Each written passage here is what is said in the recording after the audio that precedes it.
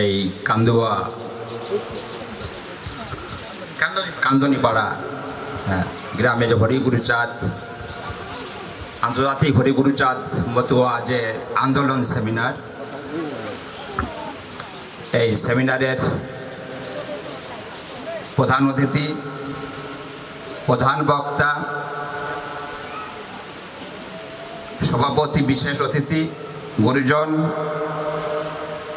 আমার পাশে আছে। তাদের সাথে আগেই পরিচয় হয়েছে আশিস দা, এপাশে সাতপাড়ে পরিচয় হয়েছিল পূজাতে হিরণময় বলা হিরেন দা,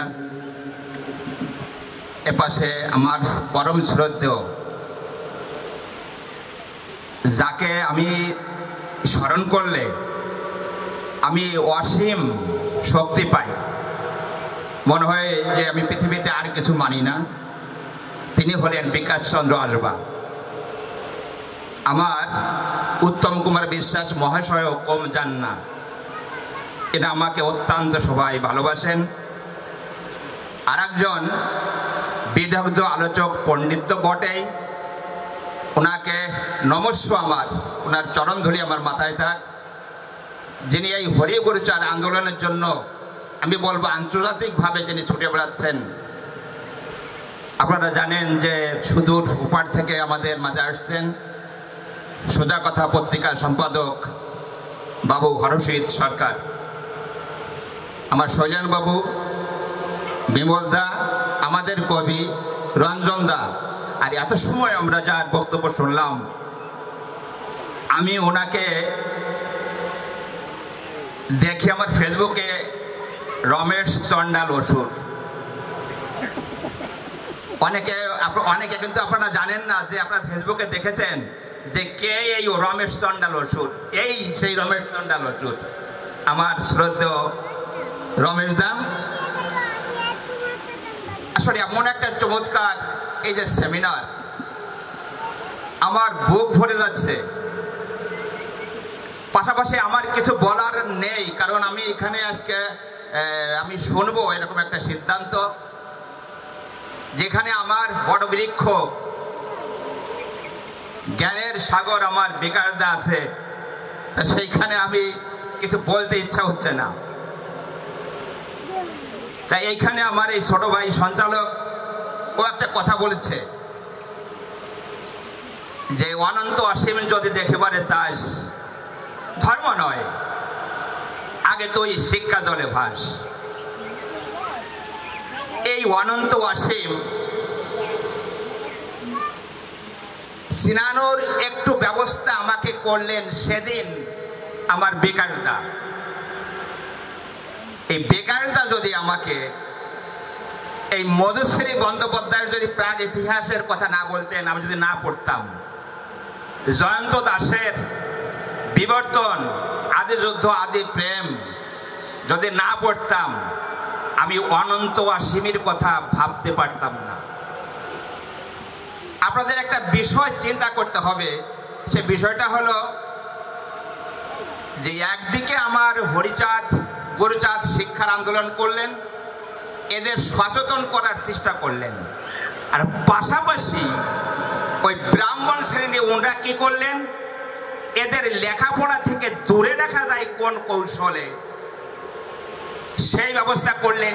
এই যে দুটো জায়গা, এই দুটো জায়গা আপনাদের নিয়ে চিন্তা করতে হবে যে আমার হরিগুরুচাঁদ কেন উন্মুক্ত করে দিলেন, আর ওরা কেন আমাদের শিক্ষা থেকে দূরে রাখলেন। এর উত্তর তো সবাই আপনারা জানেন।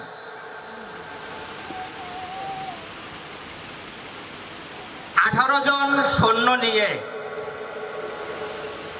ইখতিয়ার উদ্দিন মোহাম্মদ বিন বিখতিয়ার খিলজি উনি লক্ষণ সেনের রাজত্ব উনি দখল করলেন।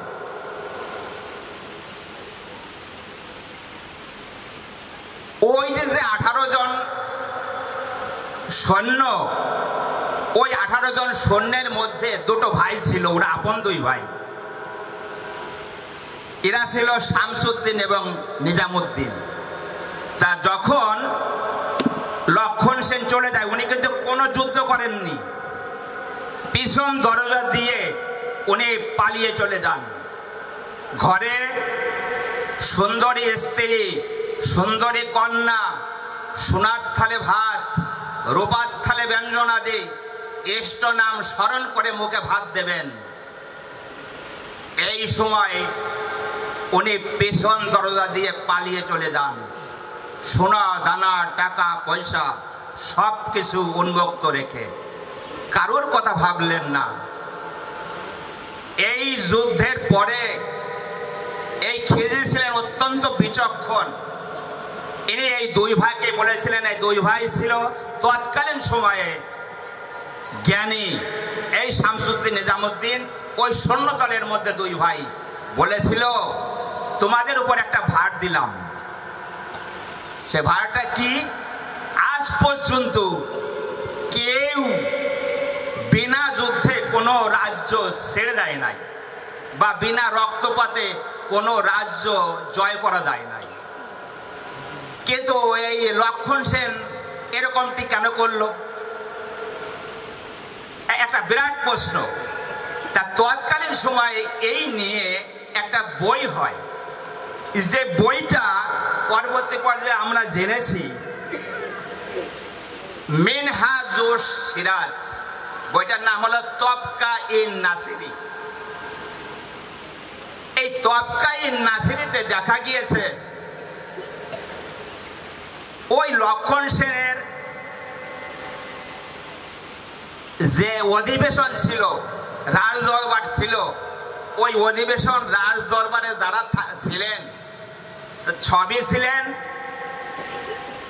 ওই ভক্ত, কবি, ভাগবত পাঠক, সাধক, এই শ্রেণীর লোক। এদের মধ্যে কখনো রাষ্ট্র চিন্তাবিদ কেউ ছিল না। আপনারা শুনেছেন যে এই কলির নাকি শেষ অবতার কল্কি অবতার। ভাগবতে আছে কল্কি অবতারের কাহিনী। এই কল্কি অবতারের কাহিনী ওই যে যারা সাধক,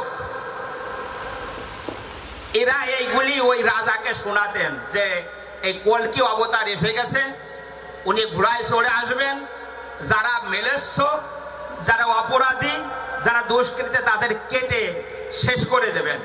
তা প্রায় উনি এই মাটিতে ওই ব্রাহ্মণরা যেটা করে, ওই একে একে বলতেন যে কল্কি অবতার বেশি দূরে নয়, উনি একদম কাছে কাছে চলে এসেছেন। তা এই যে যিনি ইকরিউদ্দিন মোহাম্মদ বিন বিক্তিয়ার খিলজি, একেই ওই সমস্ত সাধক মহাজন এরা বলেছিলেন যে এই সেই কল্কি অবতার এসে গেছে। যখন কল্কি এসে গেল, আপনারা শুনেছেন যে ভাগবতের বর্ণনায় যে ভগবান শ্রীকৃষ্ণ লাস্টে কল্কি অবতার হয়ে আসবেন।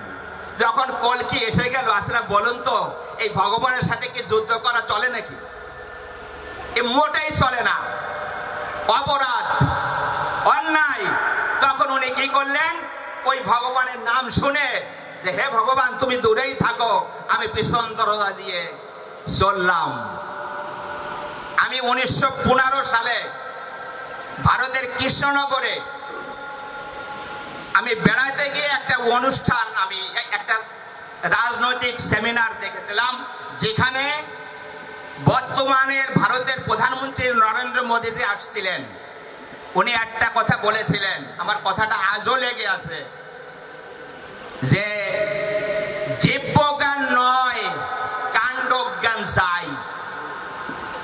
এই যে দিব্যজ্ঞান যে নয়, কাণ্ডজ্ঞান চাই। কাণ্ডজ্ঞানটা কি? আপনার মাঠে ধান পেকে আছে, ওকে কাশিতে কেটে কিসের নিয়ে বাড়ি এনে ওকে মাড়াই করে গোলায় তুলতে হবে, এটাই হলো কাণ্ডজ্ঞান। আর আপনি যদি বলেন হে ভগবান, হে ঈশ্বর, ওই আমার ধান যেন বাড়ি এসে গোলায় উঠে যায়, এটা কোনোদিনও হয় নাই, কোনোদিনও হবে না।